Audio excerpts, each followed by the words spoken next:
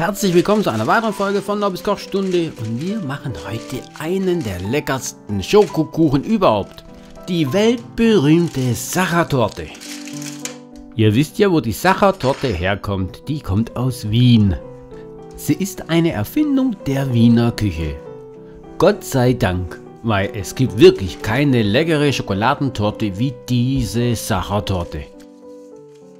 Aber wir fangen zuerst mal nur mit dem Teig an. Und für diesen Teig bereiten wir die Backform vor. Da nehme ich eine 24er Backform und die kleide ich mit Backpapier aus. Da nehme ich natürlich wieder Butter für den Rand, weil damit das Backpapier am Rand einfach besser hebt. Weiter nehme ich dann Zartbitterschokolade, 200 Gramm. Und der Kakaoanteil muss über 70% liegen. Und diese Schokolade, die zerteile ich in kleine Stückchen. Wenn man diese sehr leckere Sachertorte probiert, kommt man nicht unbedingt drauf, dass da ja 8 Eier drin sind. Jawohl, ihr habt richtig gehört, 8 Eier und die trennen wir jetzt in Eigelb und in Eiweiß. Natürlich schaue ich immer, dass das Eigelb zusammenbleibt. So kann man die Eigelbe viel besser portioniert zum Teig geben.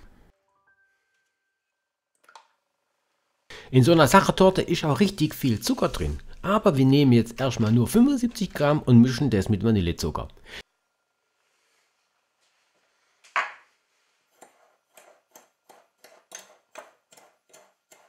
Und jetzt kommt noch eine Nobby-Spezialzutat dazu. Ich nehme eine Messerspitze Backpulver und mische das mit dem Mehl.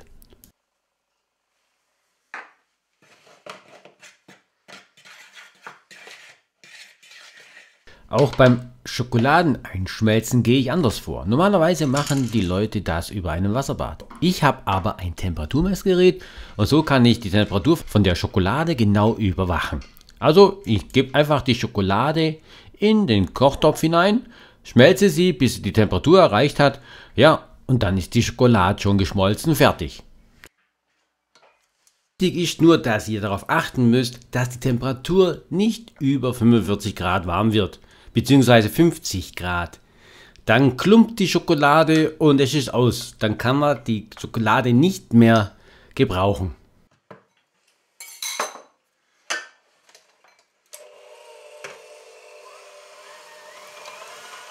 Dann wenden wir uns jetzt der Rührschüssel zu. Dort geben wir weiche Butter rein und schlagen die cremig auf.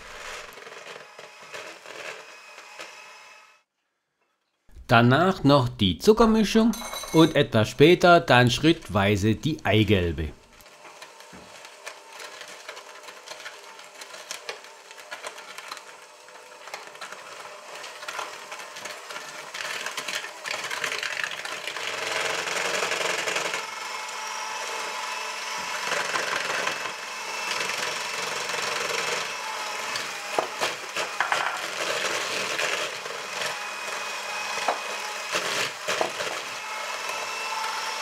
Nehmt euch einfach für jedes Eigelb circa 10 bis 20 Sekunden Zeit. Wir wollen nämlich, dass der Teig schön gleichmäßig wird. Wenn aber mal 2 Eigelbe reinfallen, dann ist das jetzt auch nicht schlimm.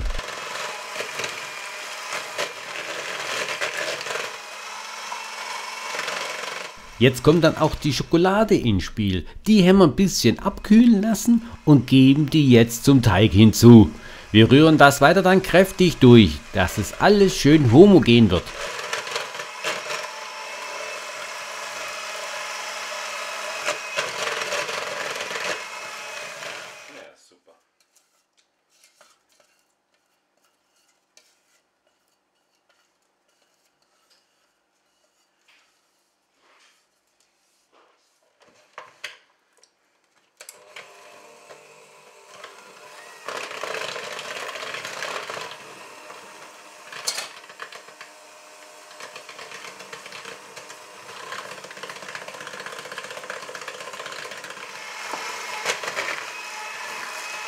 Bevor wir jetzt das Mehl hinzugeben, müssen wir jetzt noch die Eiweiße schaumig schlagen.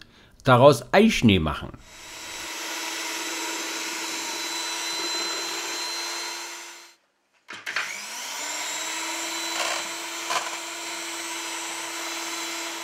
Und in das Eiweiß, da kommt noch eine richtig große Portion Zucker hinzu. 200 Gramm. Aber die geben wir jetzt nicht gleich sofort hinzu, sondern wir haben dann schon etwas Eischnee hergestellt und erst dann geben wir den Zucker hinzu. Schrittweise. Nicht alles auf einmal.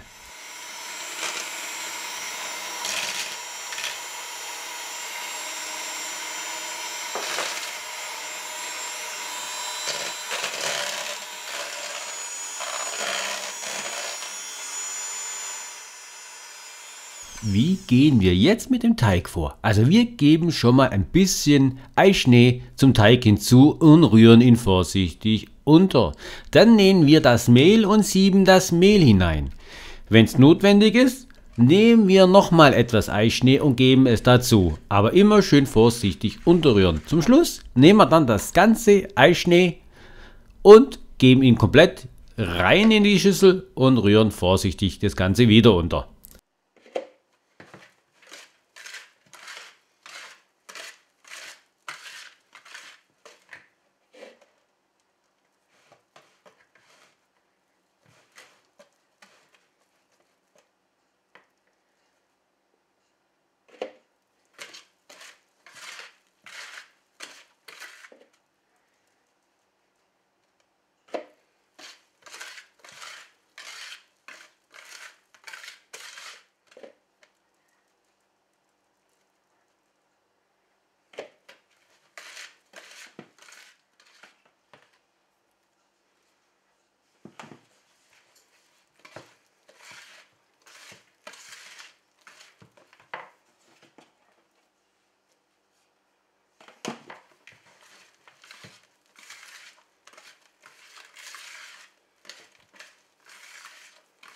Wenn ihr euch fragt, warum eigentlich der Eischnee so cremig ist, dann liegt es ganz klar am Zucker. Der Zucker sorgt dafür, dass der Eischnee cremig bleibt und nicht so richtig extrem fest wird. Jetzt kommt der restliche Eischnee hinzu und dann ist der Teig schon fast fertig. Natürlich ist es dann auch klar, dass wir den Ofen schon vorgeheizt haben auf 170 Grad Ober- und Unterhitze.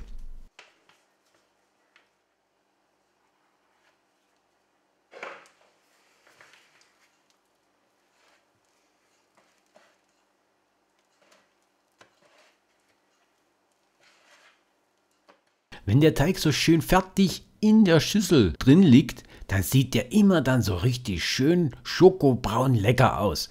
Da könnte man mal eine richtige Portion jetzt schon essen, weil der schmeckt auch jetzt schon richtig gut. So, und dann kommt der Teig natürlich in die Backform. Da streichen wir dann das Ganze schön glatt und geben dann das Ganze in den Ofen für ca. 50 bis 60 Minuten, je nachdem, wie viel Zeit der Teig benötigt und wie viel er braucht. Da machen wir den Holzstäbchen-Test.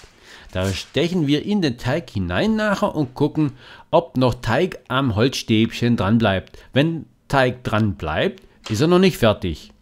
Wenn dann das Holzstäbchen rauskommt, ohne dass Teig dran haften bleibt, dann holen wir die Backform sofort raus und lassen dann das Ganze abkühlen.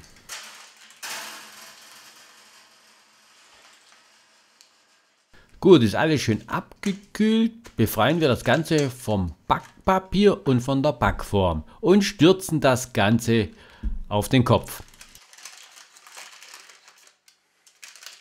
Wenn hier und da ein bisschen Teig dann runterfällt, das macht überhaupt nichts.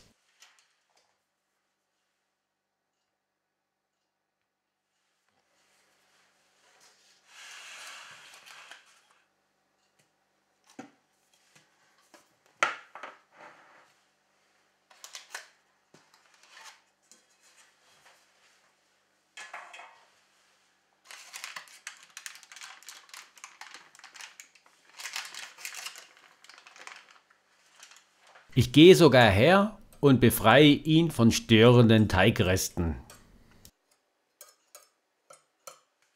Erst danach teile ich den Teig in 2 Hälften.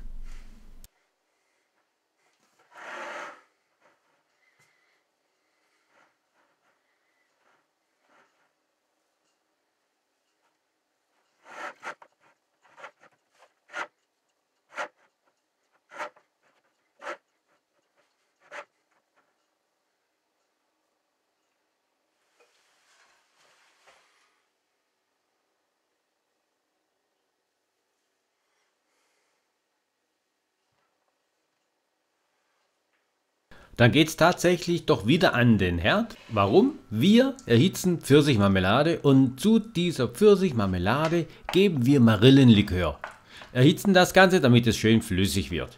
Im Gegensatz zu anderen passiere ich das Ganze jetzt nicht durch einen Sieb, sondern ich berühre das Ganze kurz auf und dann tut es das auch.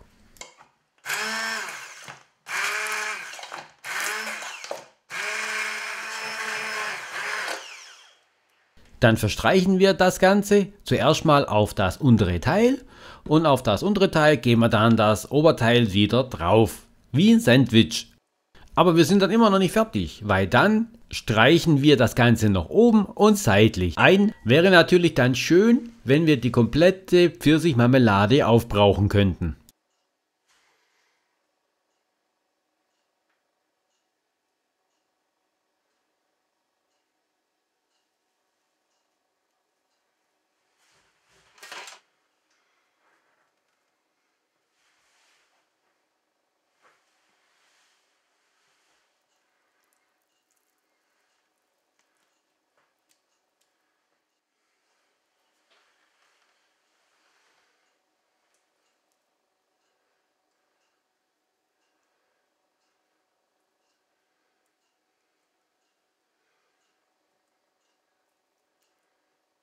Aber wir sind natürlich immer noch nicht fertig, weil jetzt kommt natürlich noch die Schokolade drauf. Dann nehmen wir dann wieder die gleiche Zartbitterschokolade wie von vorher, zerkleinern diese Schokolade und erhitzen diese wieder. Aber dieses Mal gehen wir anders vor. Da geben wir zuerst Wasser und Zucker in einen Kochtopf, erhitzen das Wasser so lange, bis der Zucker sich aufgelöst hat, geben noch Sahne und Butter hinzu und dann erst kommt schrittweise die Schokolade rein.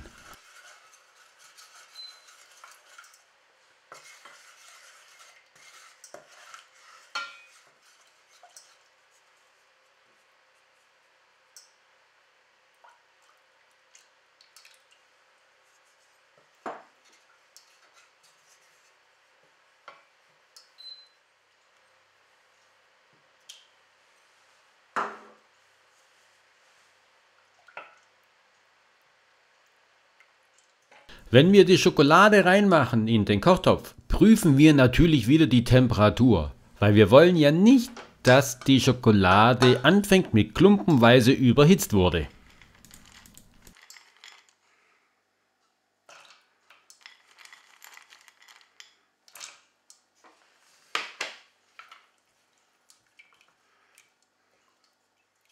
Und wie schon gesagt, wir geben schrittweise die Schokolade hinzu. Nicht alles auf einmal. Wenn die erste Fuhre Schokolade sich aufgelöst hat, dann geben wir die nächste Fuhre Schokolade rein, bis die 200 Gramm kleingemachte Schokolade im Kochtopf sind. Und immer schön rühren das Ganze, ganz wichtig. Nur durch das Rühren wird jetzt die Schokolade richtig schön cremig im Kochtopf.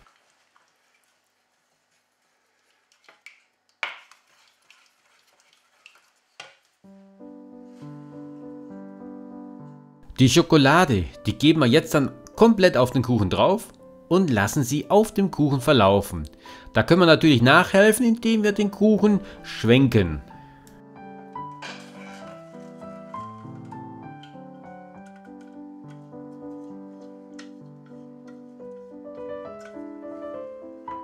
Wenn dann auch Schokolade runtertropft, dann macht das auch nichts. Die Schokolade verwende ich meistens dann für was anderes. So, dann schauen wir natürlich, dass der Kuchen komplett abkühlt und dann setzen wir ihn mit dem Kuchenschieber um. Da der Kuchen da jetzt schön kühl ist, können wir uns jetzt ein schönes Stück abschneiden. Und weil der Schokoladenüberzug jetzt nicht ganz so hart ist, können wir den Kuchen jetzt ohne Probleme anschneiden.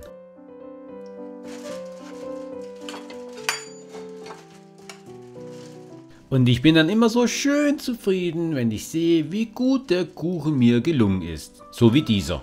Oder schaut doch echt mal selber. Der sieht doch echt gigantisch lecker aus. So stelle ich mir einen Schokoladenkuchen vor. Aber, meine Freunde, wir sind wieder am Ende angekommen von dieser Folge von Nobis Kochstunde. Ich hoffe, es hat euch wieder gefallen. und ich hoffe, ihr seid beim nächsten Mal wieder mit dabei. Ich sage tschüss, bis zum nächsten Mal, bleibt gesund und bleibt am Ball.